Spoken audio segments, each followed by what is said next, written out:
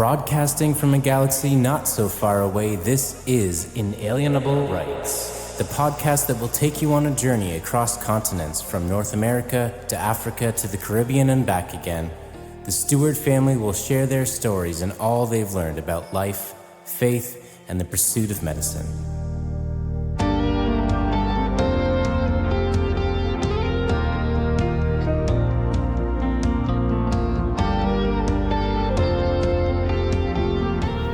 Hello, our fellow aliens. Welcome to the Inalienable Rights podcast. I'm Justin. And I'm Alyssa. Thank you for following us on our journey of life, faith, and the pursuit of medicine. What a night. We have an interesting show tonight, just like we always do. Talk it up. This is the most interesting one we've ever done, I'm sure. Not. Okay, listen, we are pretty drained, honestly. It's been a busy night, busy day. And this is like our, fourth or fifth take. We got interrupted by a child, and then a dog, and then the cats, and then the cats wanted back out. It's been a whole thing. And then the mics didn't work. Oh, and then the mics didn't work. Yeah, we got 7 minutes into recording before we realized that the mic was actually not picking up. So. But today it's been a busy day. It happens to be, while we're recording it happens to be Easter Sunday. And so we had a busy day at church in the morning, and then we do an afternoon service, and it happens to be the last one that I will attend as a student at Ross, at the Ross Christian Fellowship Easter service. So it was a nice time being there, but it was long. It went a long time, but Easter Sunday is really important to us as people of faith. It's the day that we celebrate the resurrection of Jesus Christ, and if he didn't rise, then our faith is completely in vain. So it's super important to us. It's a verified historical fact that Jesus Christ rose from the dead. He was seen alive by many people for up to 40 days, even after he was publicly executed. So super important cornerstone of our faith. And like we said, we haven't been shy about our faith, but it's not like you have to be a Christian to listen to our podcast or anything, but if you ever have any questions about it, you're always welcome to reach out to us. But we have something else that we'd also like to talk about today, because here we are getting ready to leave the island. Listen, the more takes we took tonight, the more I'm like, I don't know if I can do this. I just got to memorize now. We're just going to rapid fire it because tired. We just feel we so put all great. our emotion into the first three, so you're just getting the raw end of the deal now. I don't even know if I had emotion all day. I just feel drained.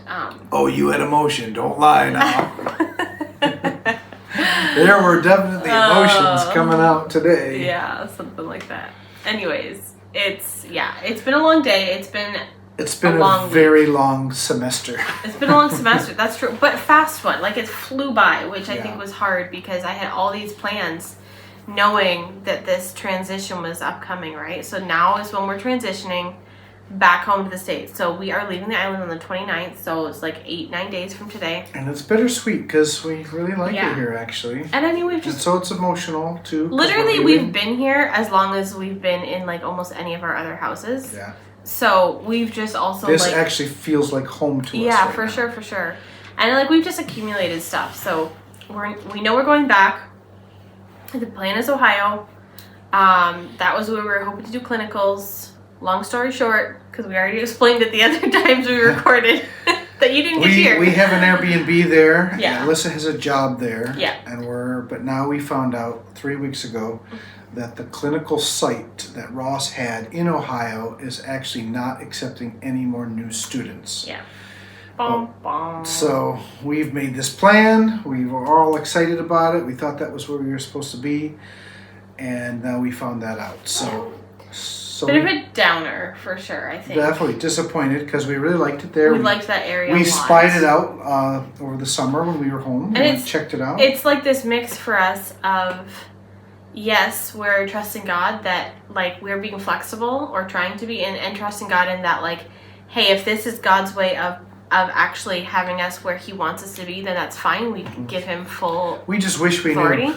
But yeah, it would just be easier if you just tell us, like, this is where I want you to be, because then we're like, okay, we'll plan. Because now Alyssa's got a job and everything there. Yeah. And it's like, so we thought about pivoting there for a couple days about maybe instead going back to where I came we from. examined it for like a New week. York. We stressed about it for that whole week. It honestly caused a lot of anxiety, and then we finally just said, wait a second, like, let's just stick with the plan, and we just had so much peace about that. So I thought I could get a travel job there, but it fell through, and we couldn't really find a good accommodation that was any better than what we've already got lined up in Ohio. So we decided we're just going to go there and have an extended stay. This seems to be the open door. We'll go there for a few reasonable months. priced Airbnb and everything. And they are letting us bring our 4 animals with us. That's a big deal. It's a big deal. So we're going to go. The downside, obviously, is that I know I'm not going to be at my job long term. It's only going to be a few months before we figure out where Justin's clinical is actually going to be. I mean, hopefully, obviously, everything has to line up. He has to pass comp. He has to pass step 1. He has to, get clinical placement right away. By faith, I will pay. Yeah, the clinical placement is actually, in my mind, more a bit the wild card because, just with fewer openings and potentially more students fighting for those openings, like that, there could be a potential. They've actually closed down 2 sites. Yeah, so he potentially might not be able to start right away in like August or July. So we could end up being there longer than we expect. But we're just trying to trust God and Not be where we're supposed to be. And at this point, so we had enough stress here. Yeah, it's the transition now. It's like I'm not even stressing about going to the place and then going to the other place. I'm mostly stressing about how in the world am I going to clear out this house. Yeah, so my mom was here all week and that was a great help. We got a lot of stuff done, got the kids' room cleared out, but it still is just, it's like, we did get lots of stuff sorted and lots of stuff thrown out. And piles of stuff all on the our things. dining room table at the moment. But yeah, it's like now everything is out of the bedrooms and into one kind of main spot. And it's a little overwhelming. And when I'm overwhelmed with that kind of stuff, I'm like, I don't know where to start. So I think that's where we're at, and it feels very draining. It feels very like the mental load is large mentally. I feel like our kids are picking up on the stress a little bit. And I'm hoping, I don't know if we're going to be able to include it in this one or not, but I was hoping to chat with them and have them on here too. Just to chat with them instead of me saying, this is how my kids feel. Like, we have ask child them. prodigies, so we're going to exploit their good looks for money. So we'll see if we can get that on for this week or not. Otherwise, we might try to do it for next week maybe or something. But yeah, so I think we've had some just different behaviors and stuff, and I think that's been difficult for us to navigate. I'm sure it's difficult for them to navigate. And there's just, it feels like a lot. Transitions are hard. They're hard. Like, change is hard. We've gone through a lot of transition, a lot of change, and generally, I'd say we're pretty flexible people, but that does not make it easy. It doesn't make it easy. Because you still have to do the actual work. You still have to do the work of clearing out the house. It's like in an earlier episode, early on, we talked about all the things we had to do to come here. Yeah. And it's like reverse. Now we're like flipping the script to go back. And it's a lot. It's still a lot. And so like I'm not trying to like, oh yeah, we're flexible and make it look no, it's not easy. We came here with 10 suitcases. Yeah. And we're trying to leave with 5. I'd like to leave with 5, but I don't know if that's unrealistic yet or not.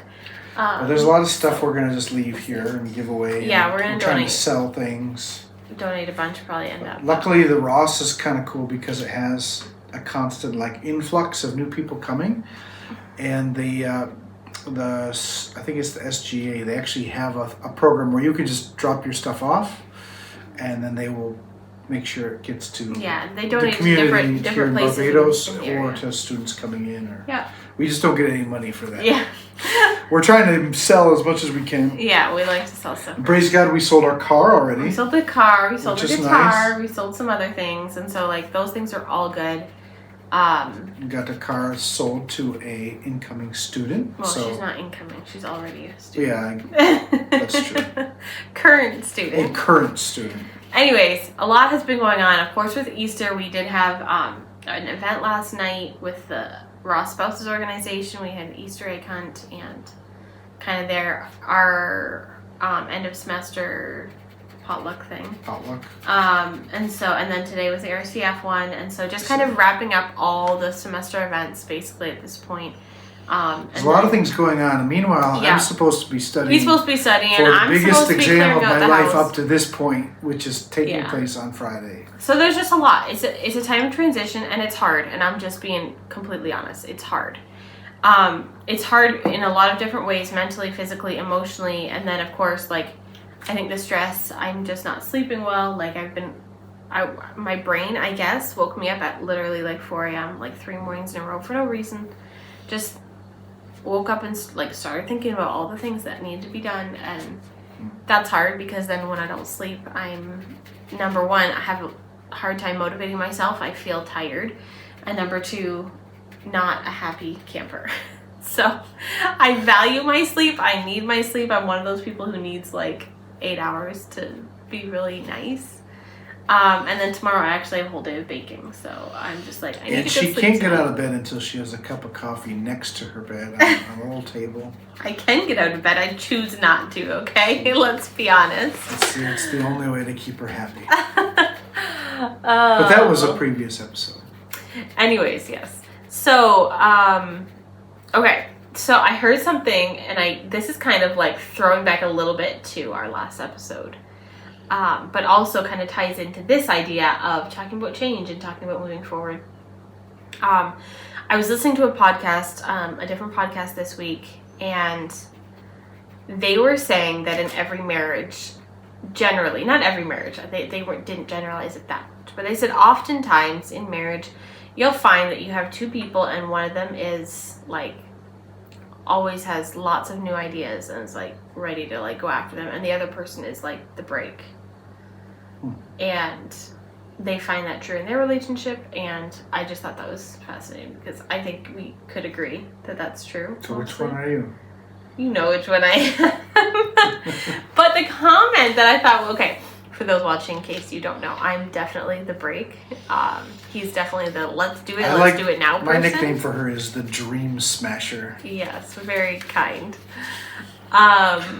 Some of them need to be smashed, though, you know. But not everything I say is actually a dream. It just was interesting to me because that was what they commented on. They said, like, the person who is the break actually sometimes is afraid to voice if they have a dream, because they can both be dreamers still. Mm-hmm. Even if the one person's the break, they can still be a dreamer. And they said that person is usually afraid to voice, like, oh, this would be kind of a cool idea to do, or I had this dream of doing this, because they're afraid that if they're the break and they're saying this, there's nothing to stop. There's nothing to stop it from the other person's like, yeah, let's go with it, let's even though it might not be that everything needs to. And that is very true. I remember that, you know, in the car, like a couple months ago or whatever, you were just like, I hate to say this because I know you'll just go crazy. Blah, blah, blah, blah, blah. I don't remember what it was. About starting a church in a certain location. Yeah. And this is it's true. And when I heard them say that, I was like, okay, this rings true for us. Because she has given up so much to help me follow my dreams, it's a bug. I've tried, you know, to always encourage her in her dreams instead of being the dream smasher. Yeah, but I'm definitely a little more reserved in my dreams. Yeah, I would say. Oh yeah, dreams, so breaks. we one of the versions that we didn't go forward with, we said that I'm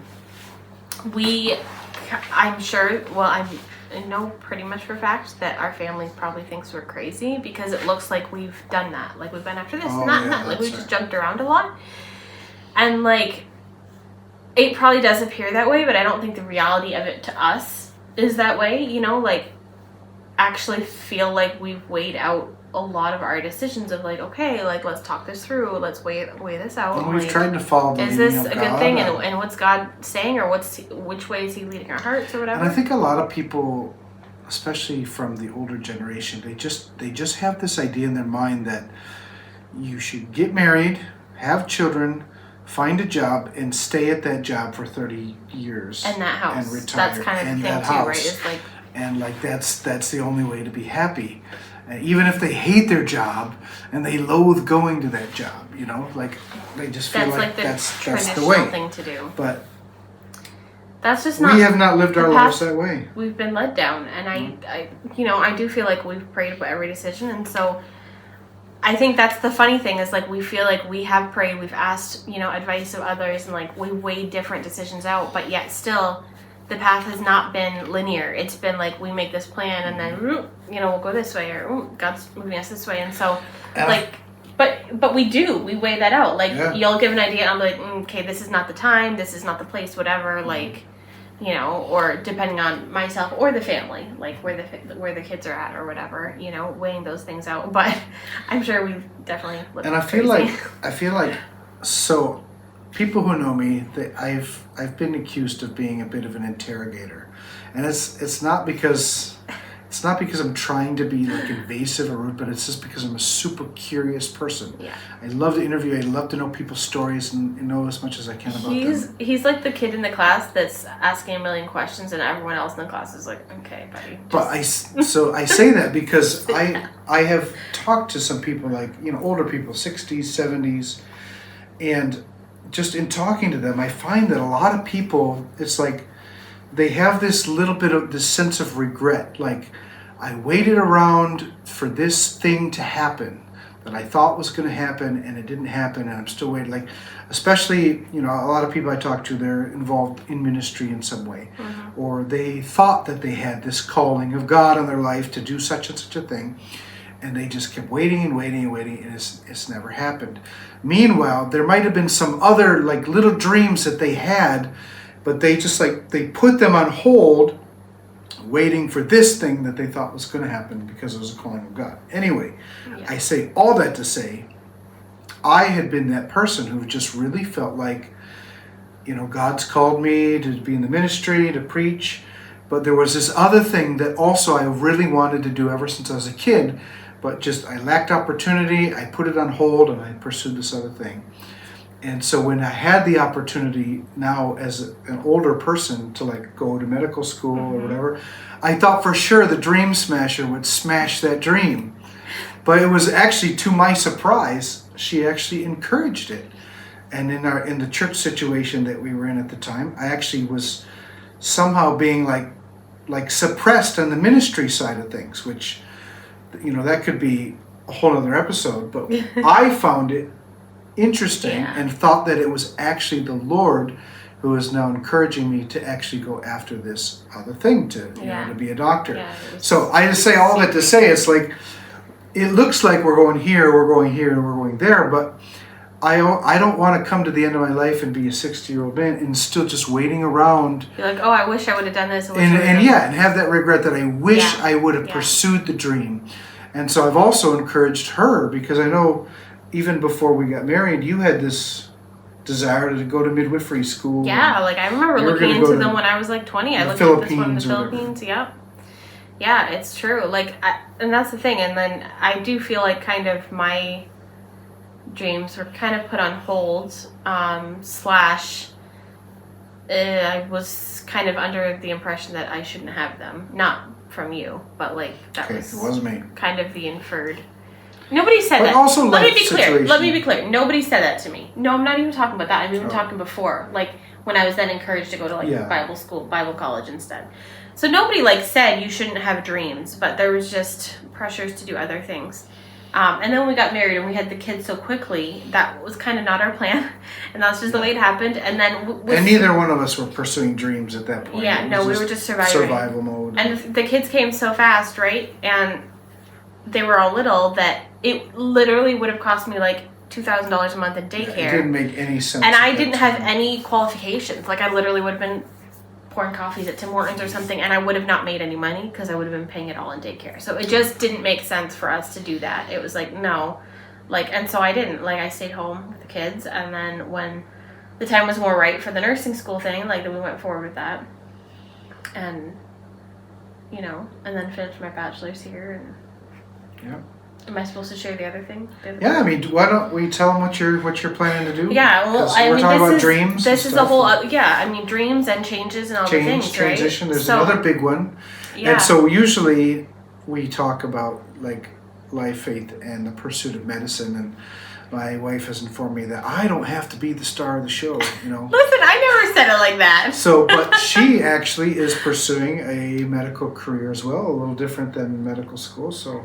Yeah, I tend to be, I actually did, even when I was in nursing school, I toyed with the idea when he was starting to pursue the medical school thing. I kind of toyed with the idea, like, would I want to do something like medical school? And it was like, it didn't make a lot of sense because honestly, I'm not sure with 3 kids that 2 people could be medical students at a similar time. That might be a little bit too much. But I kind of toyed with it, but I ended up like I didn't go that route. And it just kind of was like, I'm a little bit more holistically minded, shall I say, and just even finishing up nursing school and stuff, like it just kept coming out again and again. Like birth is just my thing. I love everything to do with like pregnancy, having babies, pregnancy and birth and all that stuff. We have that in common. We both like having babies. I did some clinicals in the labor delivery. Can't even remember what it's called. Wing, whatever you want to call it, floor. And anyways, wing? It's something like that. Anyways, loved that, and it was just like that's really what I wanted to do. And so I just started looking into schools. And so I did a couple school interviews. I actually did 2 different interviews. Applied to just 2 schools, and they were 2 separate programs. One was a midwifery school. It was Bethel University. It's an online midwifery program. Super highly rated though, which is how I actually found it. And then the other school I applied to was University of Michigan. They have an online nurse practitioner program. So I actually still haven't heard back from them. I did my interview and stuff with them. Haven't heard back from them, and I might not hear back for a couple weeks. But Bethel offered me a spot this past week, and actually haven't paid it to reserve yet, but I need to do that. But yeah, so that's the plan for the fall, is I'm going to be doing my master's. I guess it's a master's of science in midwifery, I guess is what they call it. So that's going to be a 3-year program. That's going to be a total change because I will be working and doing school and doing the mom thing. So I don't know yet how that's all going to work out and shake down, but looking forward to it. And that's another thing that we're going to have to navigate because more potentially once I start my and clinicals there, which will be year 2 and 3, that might be hard to navigate. I might end up having to travel to do that or whatever. So we're crossing that bridge when we come to it, but like kind of more changes on the horizon. Yeah. So as we come to the end of this, oh, and I should say, podcast. I probably actually should talk to my family because I haven't told, except for my mom. They probably will they'll listen. find out when they listen to this. I was going to say that this podcast is going to be on Wednesday. They'll find out before my family does. But you know, if there could be like a central theme of our thing, if we could like leave with a positive message, you know, be like, you know, embrace transition, embrace change, and on some level follow your dreams. I'm not one of those like crazy people that like follow your heart. Follow whatever your heart says. But you know, pursue your dreams, but with a healthy caution, and you know, we're people of faith, so. Caution. You keep saying that, people of faith. That people just sounds of funny faith. to me. I don't know why. I don't know. Yeah, I mean, we just pray about it and pursue. Yeah. I mean, that's the way we do it, Pray obviously. and cautiously pursue your dreams, but be willing for him to change the direction. Yeah, and that's the thing. Our plans have we make this plan and then it's changed. So, and we have to just be open to that because, and it's a good thing because in reality, when we look back and it's like, oh, if this had gone exactly as I planned it. Yeah. I mean, let me could have say, been a disaster I think I have pretty sometimes. good plans, but. You know, like I didn't plan to come here to Barbados, and it's turned out amazing. Like it's turned out far better than I could have I imagined. thought she was going to hate it, but it planned. has been a wonderful experience. So we just, and that reminds us of of, hey, let's not be so afraid of change. Let's try to embrace it. Try to be flexible. And if we end try up to in be Chicago, open-minded. we'll just take that as Figure the it out. Lord's plan. You know? So, well, thank you for coming and listening and watching. If you're watching. This is the Inalienable Rights podcast. We'll see you next time. We'll see you next time. Thank you for listening to the Inalienable Rights podcast.